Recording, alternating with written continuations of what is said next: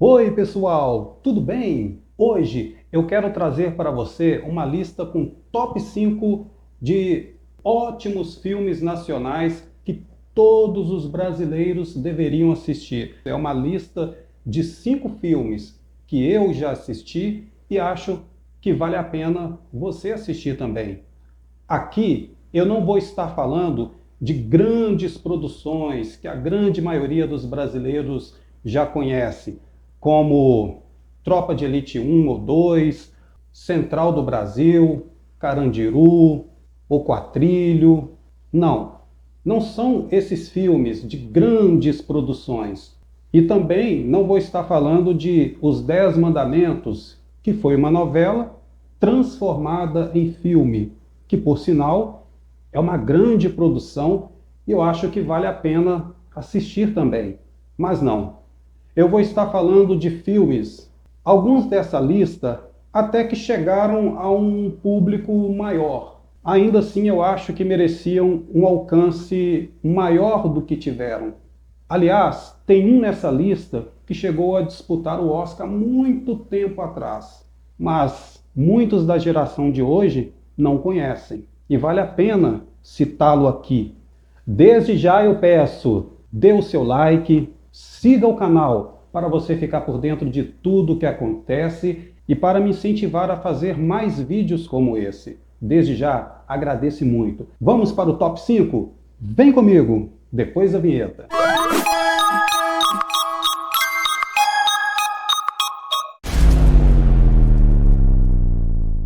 Em quinto lugar, eu quero destacar um filme interpretado por Andréia Beltrão. O filme, gente, é muito legal. E eu estou falando de Verônica. A direção e o roteiro são de Maurício Farias. O filme é de 2009, mistura ação, suspense e drama. Esses três elementos, somados à interpretação de Andréia Beltrão, tinha que dar certo. Gente, eu sou muito fã da Andréia Beltrão. Para mim, é uma atriz espetacular, tanto atuando em novelas quanto em filmes. Esse filme é excelente.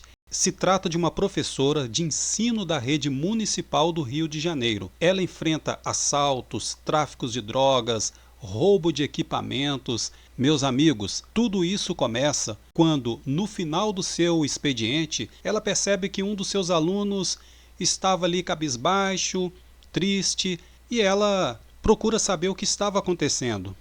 E ele diz que os pais não foram buscá-lo. Então a Verônica decide levar o garoto em casa. Quando chega próximo à residência do garoto, percebe uma movimentação policial, algo de errado está acontecendo. A partir deste momento, ela cria um vínculo com o garoto, tudo para poder protegê-lo de pessoas más, de pessoas que estão atrás do garoto querendo um pendrive que está dependurado em seu pescoço. E Andréia vai viver uma aventura espetacular neste filme. Mostra muito das realidades que algumas professoras passam em sala de aula, mostra muito da realidade que acontece nas comunidades do Rio de Janeiro. E olha, para você que gosta de algo mais realista, vale muito a pena assistir esse filme. Andréia Beltrão tem uma interpretação espetacular neste filme, como sempre, né? Andréia Beltrão é Andréia Beltrão. Se encaixa em qualquer papel e o diretor Maurício Farias acertou em cheio em colocar essa atriz para interpretar a Verônica. Parabéns, Maurício Farias, parabéns toda a produção, parabéns cinema brasileiro. Lembra que eu disse que nessa lista tem um filme que chegou a disputar o Oscar e que muita gente dessa geração não conhece?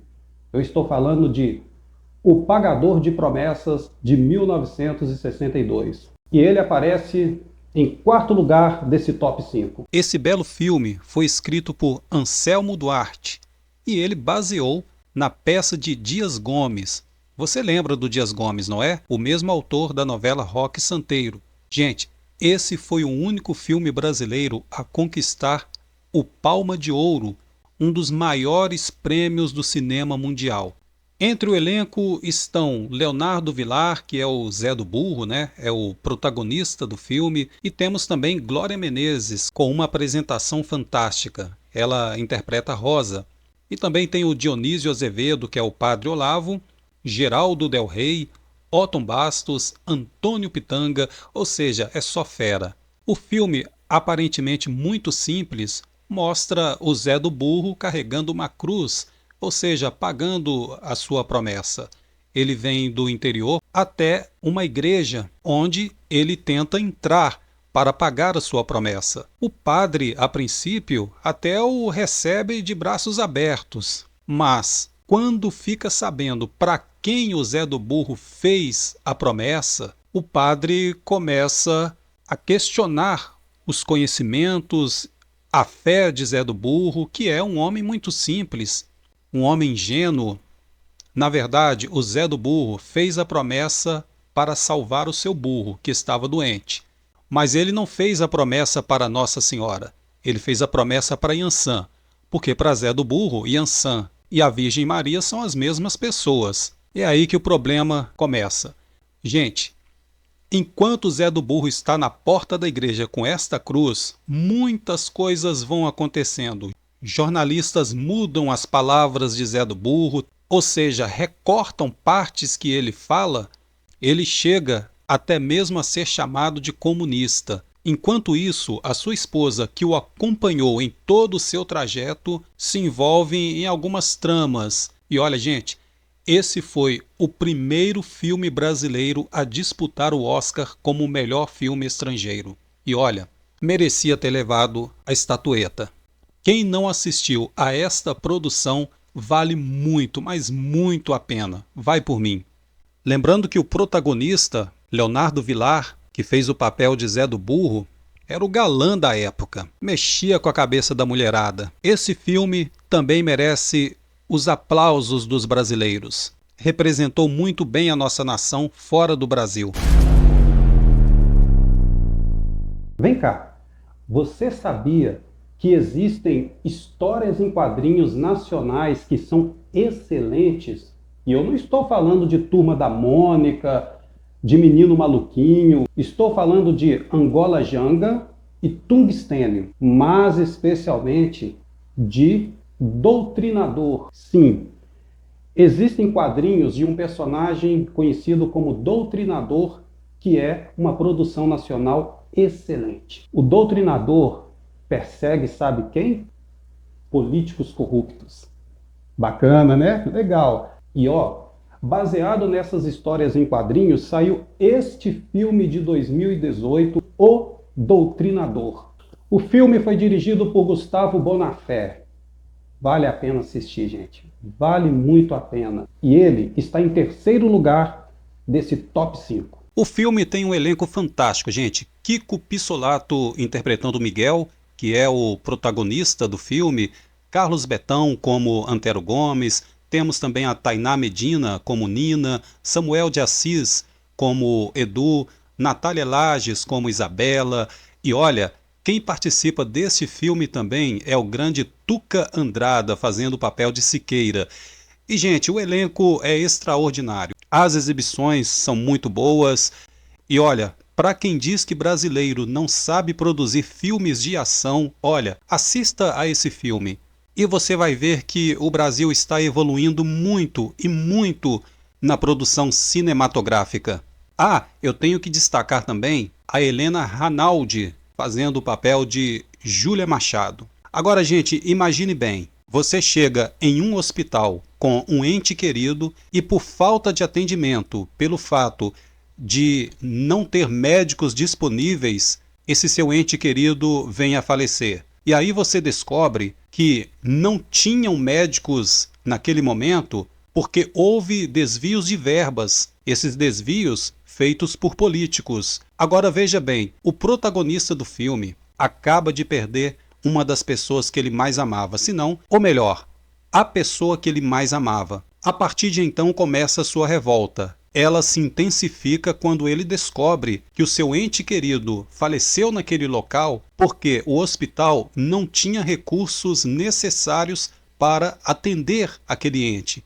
Mas por que que o hospital não tinha recursos necessários? Porque a verba estava sendo desviada por políticos. A partir deste momento, ele vai começar uma perseguição intensa contra políticos corruptos, aqueles políticos que desviam as verbas públicas para benefícios próprios. E vai ser uma caçada extraordinária. Ele vai usar uma máscara, uma roupa preta, e como ele já era um soldado treinado, ele vai usar todas as suas técnicas em prol dessa caçada. Vale muito a pena assistir a esse filme, gente. Quem não viu, assista. Dê uma chance ao cinema nacional. Em segundo lugar, eu quero destacar o filme Jorge da Capadócia.